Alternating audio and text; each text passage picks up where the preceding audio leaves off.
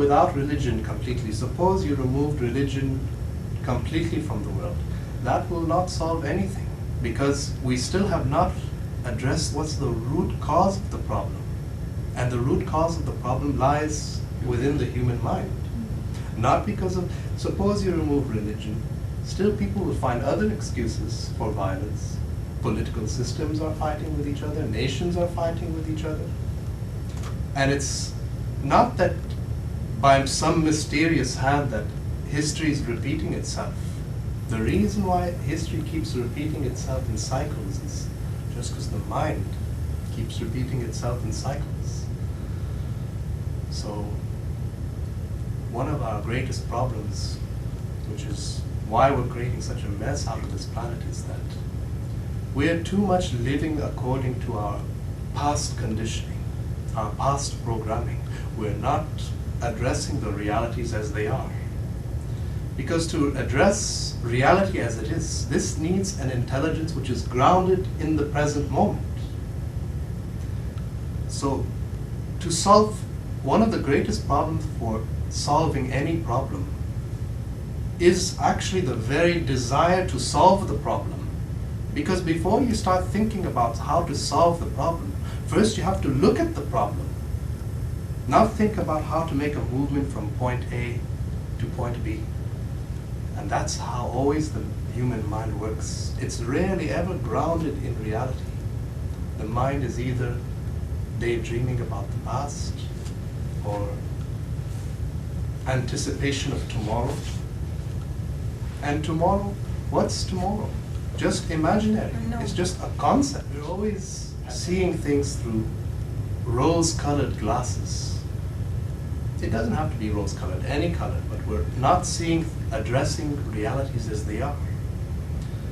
So how effectively any human being, this applies to any dimension of life, that how effectively we can act in the world, it's just how clearly we can perceive reality as it is. The less clearer we perceive reality as it is, our actions will not be in tune with the reality. So what does it mean to live out of clarity of perception? It means you're accepting total responsibility that your well-being and your freedom and your happiness is determined by nothing else except your own awareness, your own consciousness. But the very idea of assuming total responsibility can be terrifying, can be horrifying, because that means whatever happens in your life, you're the one who's at the root of it. But no, we always want to point the finger. Religion is the problem, the government is the problem, political parties are the problem. Some psycho person that wants to do some evil. I mean, I don't know. I'm kind of still not with whatever happened in Montreal 2 weeks ago about that student. I can't take it out of my mind. Did anybody hear about this? Yeah, of course, the international Chinese student. I don't really read the newspaper, so. International Chinese student. He wasn't even a Canadian citizen. I mean, he's a human being, plus he's an international in our country. Some psycho Canadian guy killed him. I mean, how can you take a life that you haven't created? It's a human life. We're not talking about even animal, you can't. Personally, I'm afraid of animals, but I keep my distance. I never want to hurt any animal. But this is a human being we're talking about.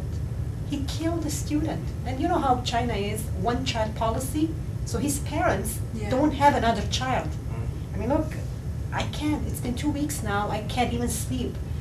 I can't. I keep on thinking about that, the concept of some people that they put bomb and they blow themselves and they blow buildings and people. So if you're unhappy, do something about yourself. First of all, willingly change your life towards better. But I wouldn't say that you should kill yourself, no. But not so ever you should think of harming other people. I mean, coming back to that student, 33-year-old, his life is in front of him, you know. He had so many dreams, engineering student, you know. His family sent him all the way from there here to get better education. And his life is ended like that, unwillingly. It's terrible. I don't know, maybe I shouldn't focus on that. It's only because a human being is in disharmony within himself, that he's bound to project it and spread it around. It's inseparable. That's why for me the equation is very simple, that it's only through individual transformation that there's a possibility of social transformation. Otherwise, we'll be dealing with all the symptoms of a problem. Taking care of the environment, these are all petty things. There are some people who are so careful not to eat another animal because they want to be vegetarian.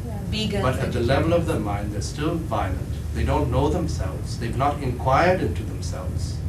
Without self-knowledge, without awareness, without self-awareness, then it is futile.